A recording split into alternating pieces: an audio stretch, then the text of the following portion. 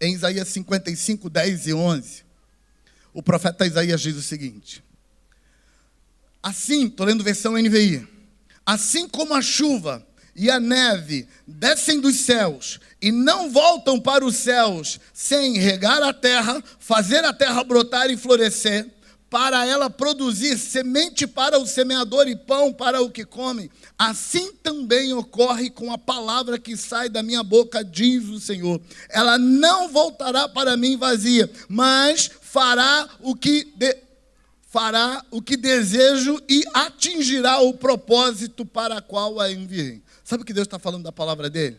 Deus está dizendo assim, ó, eu liberei a palavra vai voltar para mim. Mesma regra do mundo espiritual que eu acabei de colocar para você, eu liberei, ela vai voltar para mim e vai me encher. Mas no caminho de ela voltar para mim para me encher, ela vai deixar uma marca no mundo. E aqui eu preciso aplicar isso para a gente, para ajudar você a entender isso para você. Sabe, quando você fala, isso que Paulo está dizendo, quer se encher do Espírito? Fale.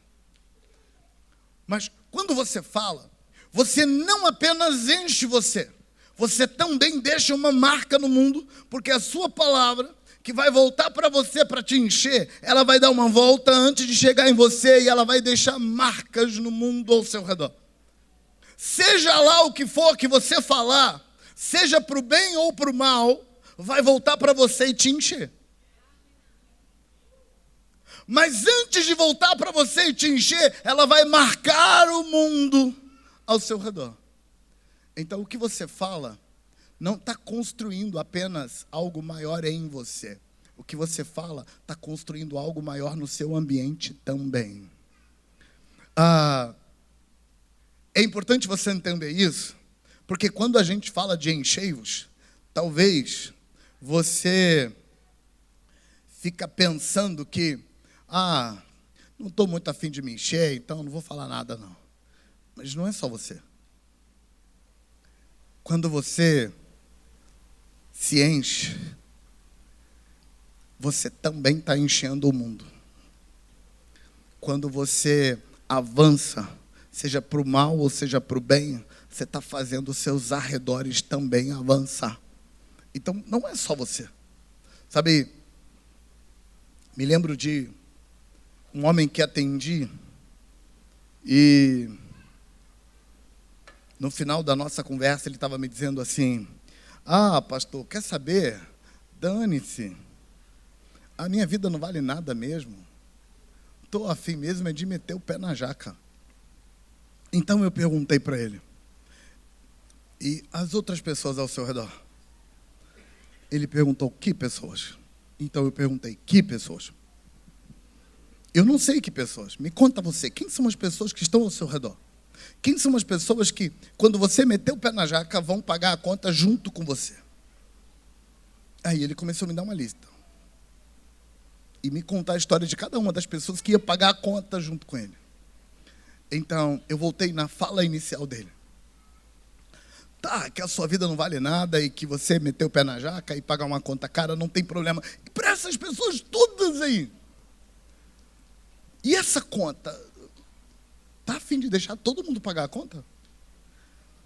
Foi quando finalmente ele quebrantou e resolveu que não ia pagar aquela conta tão cara. Na verdade, que não ia deixar os outros pagarem aquela conta tão cara. Sabe, o que você põe para fora te enche. Mas o que você põe para fora também enche o seu mundo. Se suas palavras são sempre maldição, reclamação, ingratidão, se suas palavras são sempre negativas, se suas palavras estão sempre dizendo o pior, se suas palavras estão sempre mal-humoradas e cheias de maldade, essas palavras vão alimentar o seu espírito, e o seu espírito vai se enchendo cada vez mais disso, vai te contaminando. Mas essas palavras não contaminam só você, elas contaminam o seu mundo também. Contaminam seus filhos, contaminam seus amigos, contamina seu lar, contamina sua casa, contamina seu quarto, contamina sua cama. Mas o outro lado também é verdade. Quando você fala na linguagem de Paulo, por favor, coloca de novo para mim. Versículo Efésios 5, 18 e 19. De novo, no texto, na tela para mim. Quando você fala de salmo, quando você fala de louvor, quando você fala de hinos, quando você fala de cânticos espirituais, quando você fala de ações de graças, quando você fala dessas coisas, você enche, mas você também enche seu mundo disso. Sabe, se tudo na sua vida você libera uma palavra de gratidão, seu espírito é contaminado com gratidão. Se tudo ao seu redor você libera uma palavra de louvor, seu espírito é contaminado com louvor. Se tudo que te acontece você libera uma palavra de fé, de esperança, seu espírito é contaminado com fé e esperança. Mas mais do que isso, seu mundo é contaminado com fé e esperança. E o resultado disso é que não só você vai para outro nível, mas quem anda com você, quem está com você, também vai para outro nível, porque você decidiu liberar o que é para ser liberado no mundo espiritual ao seu redor. Paulo está dizendo que o jeito de encher é falando. Escrevendo aos Coríntios, na primeira epístola aos Coríntios, no capítulo 14, Paulo resolveu falar para um povo carnal sobre os dons espirituais. E naquele assunto, capítulo 14, especialmente versículo 2, se eu não estou enganado, o apóstolo Paulo diz assim: aquele que ora em línguas edifica-se a si mesmo, porque o seu espírito ora de verdade, embora sua mente fique infrutífera. Paulo está dizendo que o orar em línguas estranhas implica em colocar alguma coisa para fora, que mesmo que não está edificando a mente, mesmo que as pessoas ao seu redor não estão escutando, mas o seu espírito está sendo edificado, porque você está colocando alguma coisa para fora. E quando você põe para fora, você enche. É preciso vigiar, portanto, para eu não me contaminar, mas também é preciso vigiar para eu não contaminar meu mundo. Talvez você não ache que cuidar de você é razão suficiente para você começar 2 dietas. A dieta de falar o que precisa ser falado e a dieta de evitar falar o que não deve ser falado. Talvez quando você pensa nessa dieta, você pensa que não vale a pena, gente. Pelo amor de Deus, minha vida já está toda destruída mesmo, está uma bagunça. Aí eu vou começar agora a mudar de vida? Vou começar agora a falar as coisas certas e vou começar agora a evitar de falar as coisas erradas? Não, a minha vida não vale. E as vidas ao seu redor valem? Se nem a sua valer, nem as vidas ao seu redor valer, então eu não tenho argumento para você. Mas eu acho que tanto a sua vida vale uma mudança de hábito, quanto as vidas ao seu redor vale uma mudança de hábito. Sabe, Paulo, falando sobre batalha espiritual, no capítulo 6 da Epístola aos Efésios, ele listou várias armas ou várias peças da armadura que o guerreiro vai levar para a batalha. E entre as peças da armadura, ele falou de uma espada. E ele disse que a espada é a palavra de Deus. A espada é a palavra que sai da boca. Sabe quando Apocalipse 19 fala de Jesus vindo em vitória, o texto diz que quando ele foi confrontar o anticristo, capítulo 19 de Apocalipse é o capítulo onde acontece a famosíssima batalha do Armagedon, ou a batalha do Vale de Meguido. E naquele capítulo, quando Jesus vem para derrotar o inimigo, o texto diz que ele derrotou o inimigo com a espada que sai da sua boca.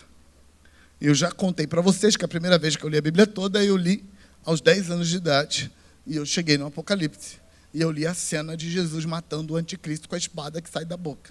Sabe o que eu imaginei? Eu imaginei Jesus chegando, aquele monte de exército reunido no vale de Meguido. E Jesus abriu a boca e saiu várias espadas assim. E espada certeira, só acertava onde precisava. E aquilo durou na minha mente algum tempo. Imaginava isso assim, bem, e era bem legal, né, gente? Porque a gente há de convir que, para o nosso gosto, o que Jesus vai de fato fazer é meio sem graça, meio sem salzinho. A espada que sai da boca de Jesus para derrotar o seu inimigo não é de aço. A espada que sai da boca de Jesus é uma palavra. Sabe como é que o inimigo cai? Assim. Morra. Ponto. Acabou a batalha. Não é sem graça? Uma batalhazinha sem graça. Mas é assim que funciona. A palavra sai da boca. A espada, que é a palavra de Deus e que está na boca de Jesus em Apocalipse 19, é a mesma espada que está em Efésios capítulo 6, quando Paulo diz a palavra, a espada, tomem a espada, use a espada. Que espada é essa? A espada é a palavra de Deus. Onde é que está a palavra de Deus que vai servir de espada? Na sua boca. Eu sei que você adora pegar aquela Bíblia grandona que se tem, de letra gigante, colocar no porta-luva do carro, para falar assim, aqui está a minha espada. Mas eu preciso te contar que aquilo lá não é a sua espada. A sua espada está no seu espírito e sai pela sua boca. E quando você libera a espada faz o que ela tem que fazer. Irmãos, você não confronta o inimigo, você não confronta o demônio pegando a sua espada, a Bíblia, livro de papel e batendo na cabeça do demônio. Isso não funciona. Sabe o que funciona? Abrir a boca e liberar a palavra sobre o demônio. Essa palavra funciona. Então, do que Paulo está falando? Paulo está falando da mesma coisa que ele diz, enchei-vos do Espírito falando. Ele está dizendo que o que você fala vai exercer poder sobre o mundo, mas vai encher você também ao mesmo tempo. Como é que a gente faz para se encher? Como é que a gente faz para beber? Para a luz e para as trevas, a gente bebe falando. Quantos irmãos conhecem um conceito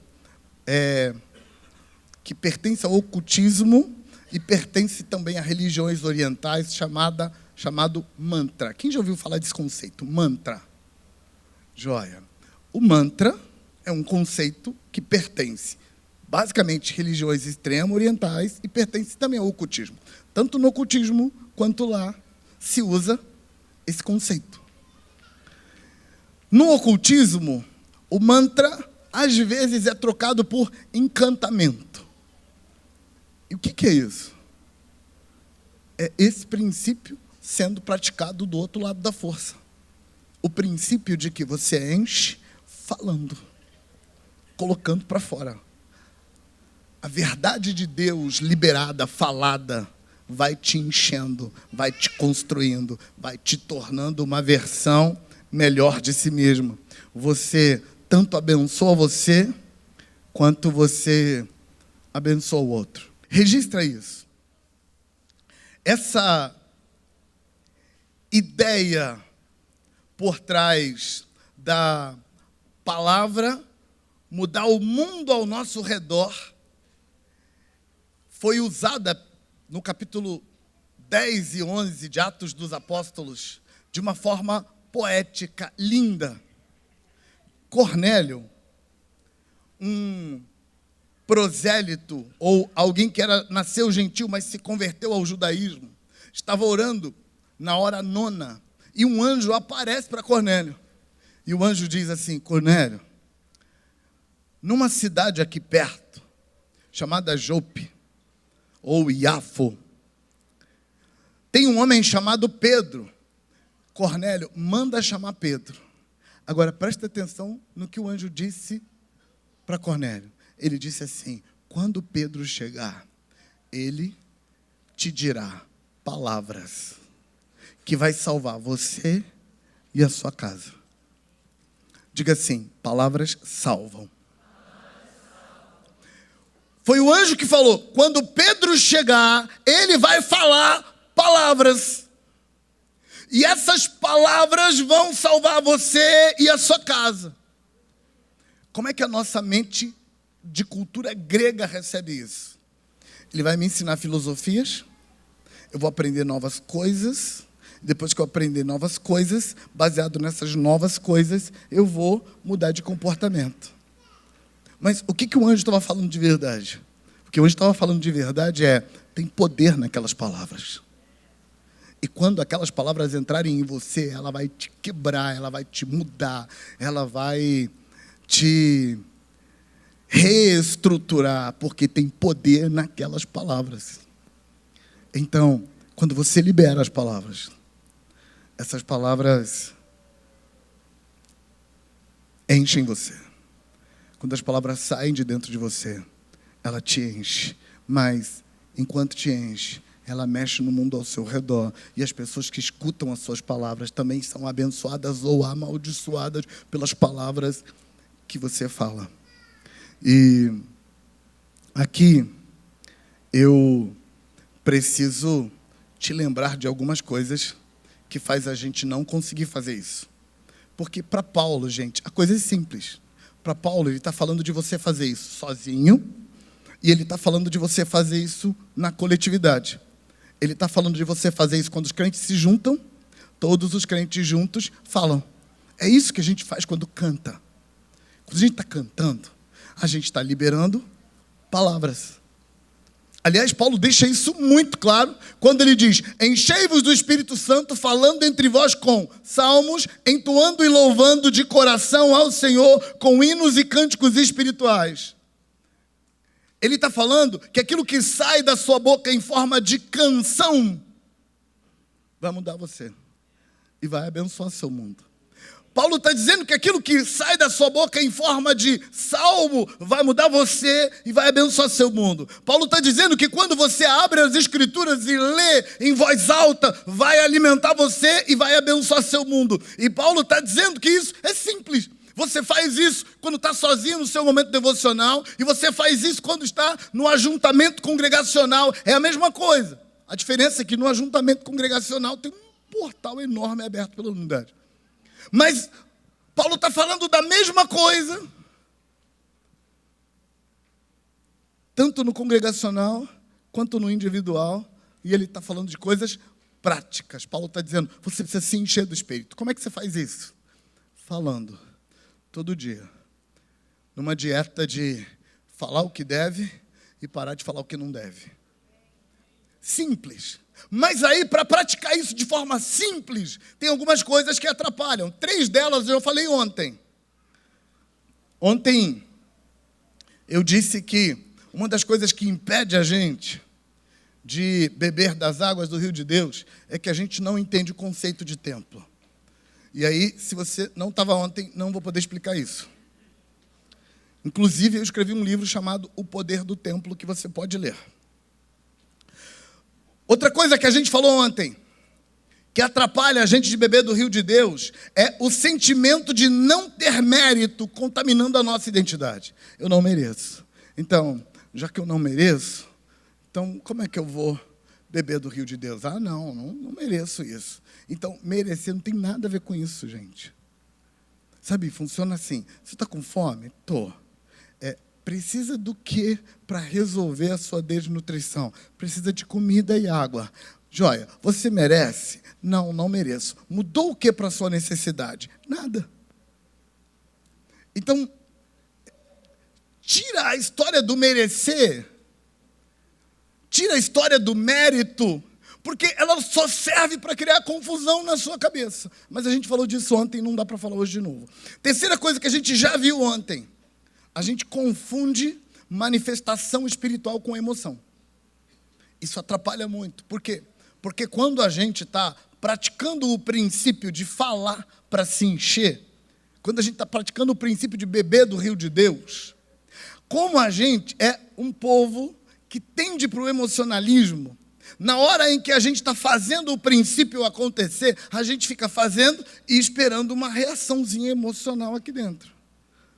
E várias pessoas já bateram na minha porta para falar assim: pastor, eu acho que isso não funciona comigo, porque eu sou uma pessoa tão racional. E por que ele fala isso? Porque tem um preconceito estabelecido na mente que diz que se Deus estiver fazendo na sua vida, se Deus estiver operando na sua vida, você vai se emocionar. E sim, a maioria absoluta de nós, até porque somos parte de uma sociedade que se emociona. A gente não é igual aquele povo coreano, aquele povo japonês, chinês, aquele povo tudo igual que a gente não sabe a diferença. A gente não é como eles, cujas emoções ficam guardadas numa caixinha à parte. Nós somos um povo extremamente emotivo. É da nossa natureza se emocionar. Então, sim, quando você começa a praticar... Gente, eu muitas vezes me pego chorando, emocionado, enquanto declaro a palavra de Deus em voz alta, eu mesmo lá no meu quarto. Se você pensou aí, eu mesmo e Irene, está em pecado. Porque eu ouvi vocês pensando isso. Sozinho eu, liberando a palavra, emociona e o coração se envolve.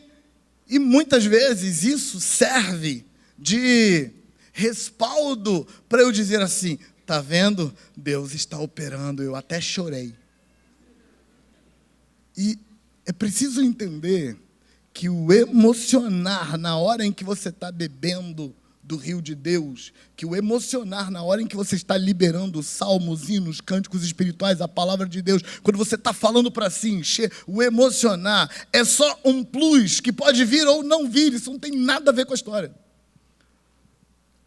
O envolvimento com o Espírito é uma coisa do seu espírito, não da sua alma, não das suas emoções.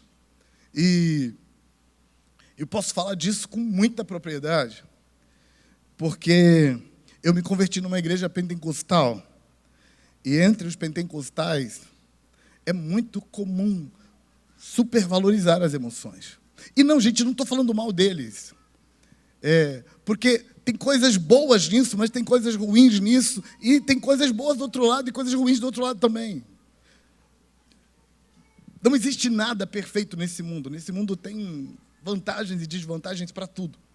Mas o fato é que, por ter me convertido numa igreja assim, o que tinha valor era o quanto você se emocionou no seu momento com Deus, o quanto você se emocionou no culto, o quanto isso mexeu com você, o quanto você chorou. E aí, se mexeu, então foi verdadeiro. Se não chorou, se não emocionou, então não foi verdadeiro, foi falso. Isso aí... Inclusive, me lembro de pregadores que, quando eles estavam ministrando e olhavam para as pessoas e elas não se emocionavam, não via nenhum choro, eles apelavam pesado lá. E apelavam assim, ameaçando. Que olho seco é esse? Deus não está na sua vida?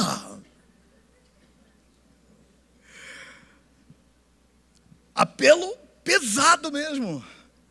Depois Jesus volta e encontra você nessa secura, meu irmão, quero ver. E aí a gente tinha que dar um jeitinho de chorar, porque, pelo amor de Deus, né? O coitado do pregador não aguenta ficar lá sem ver a gente chorar.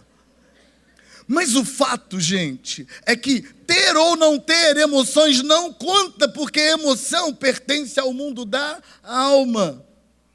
Inclusive, eu preciso ajudar você a entender esse ponto, que ele é muito importante, porque nós nos emocionamos com esse mover.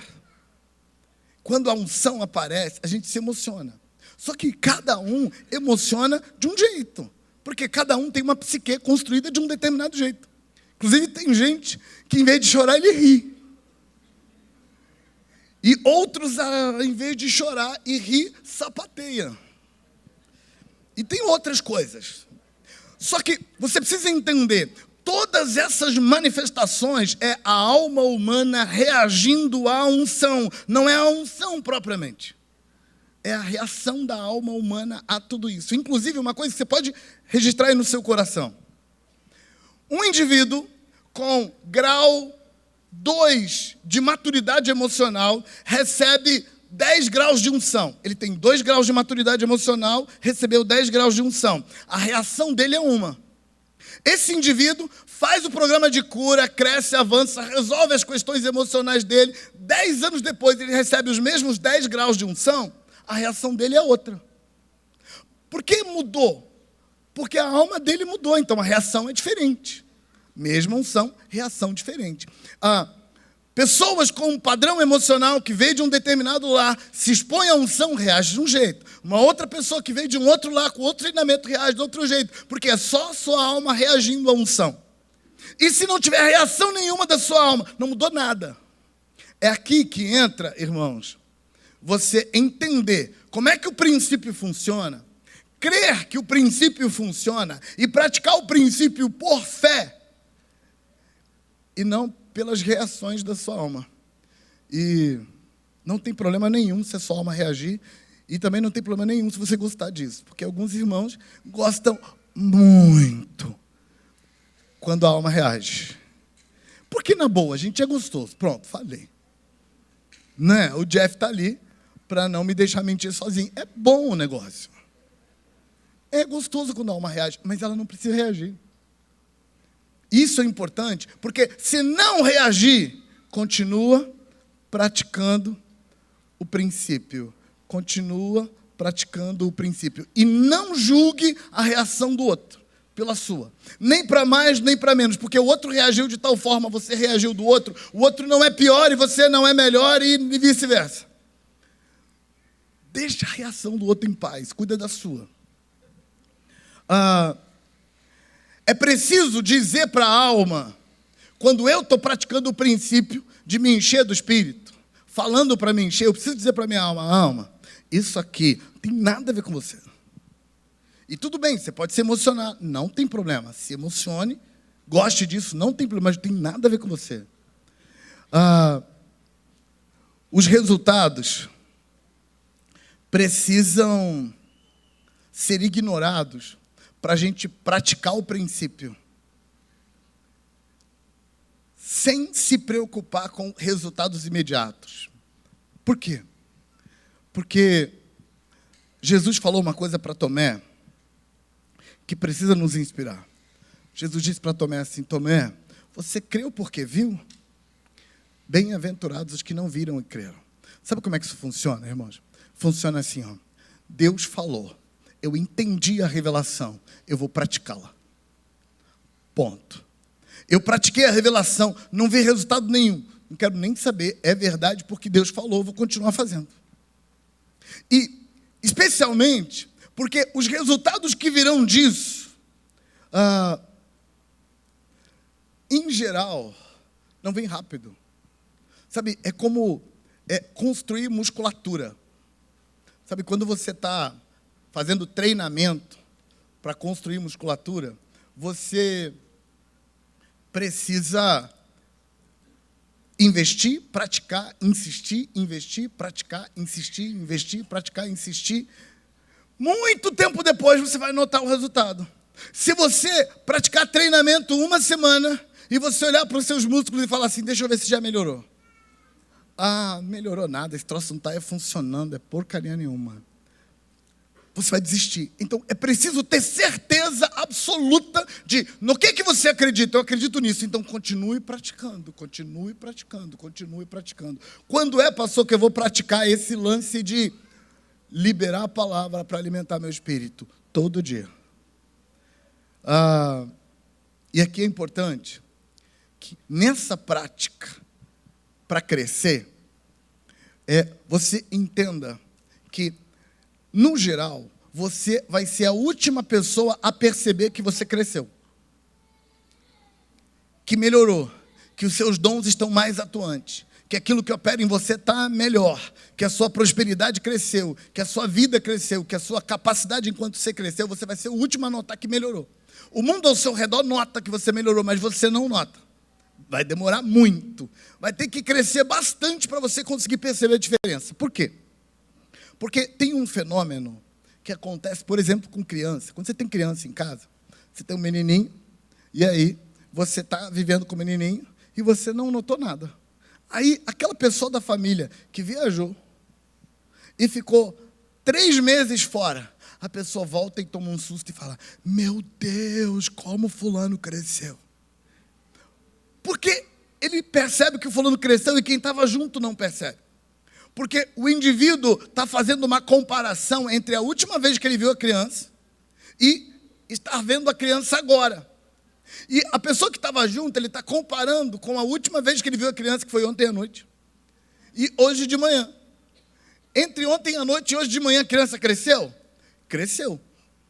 Mas foi tão pouquinho que não dá para ver. E você está sempre comparando esse pouquinho com outro pouquinho, com outro pouquinho, porque a gente cresce, gente, de forma invisível, imperceptível, é muito pouquinho de cada vez. Então a gente não nota, mas está crescendo, crescendo, crescendo. Daqui a pouco, você se torna um gigante e você nem notou o caminho, porque é muito pequeno. Então, é preciso se preparar para praticar o princípio porque você acredita nele e não porque você viu um resultado em uma semana de prática. Outra coisa que conta ponto nessa questão é que você precisa fazer isso de propósito. Quando você faz isso, mas não é de propósito, quando você pratica o princípio, e, por exemplo, é porque você está no oba-oba, não funciona. Por exemplo, está na reunião da galera e está todo mundo cantando e salmodiando e fazendo leitura da palavra de Deus em voz alta. E você entra ali e faz junto com todo mundo. O fato de você ter feito, sem saber o que está fazendo, sem de fato decidir fazer, vai impedir que funcione para a luz. Para as trevas, você faz de brincadeira e funciona. Deixa eu explicar isso porque isso é importante. Então, se você pega uma canção maravilhosa e você canta ela de peito aberto, mas a sua intenção não está com você, essa canção que você cantou não serve para nada, porque a luz só opera pela porta, só opera por meios legais. A luz não age quando não é de verdade. Sabe, João capítulo 10, versículos 1 e 2, Jesus disse assim: aquele que entra pela porta no aprisco das ovelhas é o pastor. Aquele que sobe por outro lugar de forma ilegal é o ladrão. Então, Deus nunca aceita nada que não seja verdade, que não seja sinceridade, que não seja, que não tenha seu envolvimento. Mas o diabo, ele aceita qualquer coisa. Você brincou, ele já pega. Então, às vezes, você brinca de amaldiçoar e você percebe que a maldição está operando. Mas se você brincar de adorar, a adoração não funciona. Por quê? Porque Deus só te leva a sério se for sério. O diabo está procurando qualquer oportunidade para te destruir. Então, não adianta brincar de servir a Deus. E é perigoso brincar de servir o diabo. Pegaram isso? Então, na prática disso, você precisa tomar postura de: eu vou fazer direito, vou fazer porque eu quero, porque eu acredito. E aí faz para a luz. Para as trevas, corta tudo. As brincadeiras também precisam ser cortadas, porque as trevas vão pegar qualquer coisa. Então, falamos de 3 coisas que a gente já viu ontem, que atrapalha a gente de praticar o princípio. Número 1, não entender o significado de templo. Número 2, ser contaminado pela ideia de mérito. Número 3, confundir espiritualidade com emoções. Eu quero pensar com você na número 4. Atrapalha muito a gente de praticar isso a mentalidade que opera no nosso mundo, que é a mentalidade de crer para ver, em vez de ver para crer. Sabe, quem crê para ver, ele está sempre fazendo experiências. E ele vai de onda em onda, de situação em situação, para testar. Eu fiquei sabendo que ali em tal lugar tem um mover, deixa eu ir lá ver. Aí vai lá. Se der resultado, ele fica. Se não der, ele vai embora. E aí, quando você vai praticar o princípio, se a sua mentalidade é, deixa eu testar para ver se dá certo, não vai dar. Porque sem fé é impossível agradar a Deus. E a fé opera assim, eu creio, ponto. Ah, mas deu resultado, eu creio. Não deu resultado, eu continuo crendo, porque essa é a verdade. Por que você está fazendo? Eu estou fazendo porque eu acredito. Normalmente, quando você pratica o princípio, e não é por fé, é por experiência, você vai ouvir a seguinte frase da pessoa. Ai, não sei por que eu faço, mas não funciona. Por que será que não está funcionando? Quem está na fé nunca faz essa pergunta. De vez em quando alguém me faz essa pergunta. Alguém me diz assim, pastor, eu orei com fé, mas eu não sei por que não funcionou. Se você tivesse orado com fé, não estaria fazendo essa pergunta para mim. Por quê? Porque a fé confia em alguém. Eu sei que Deus está fazendo, não sei o que, não sei como, não sei quando, mas eu confio nele, ponto. Nada me rouba isso.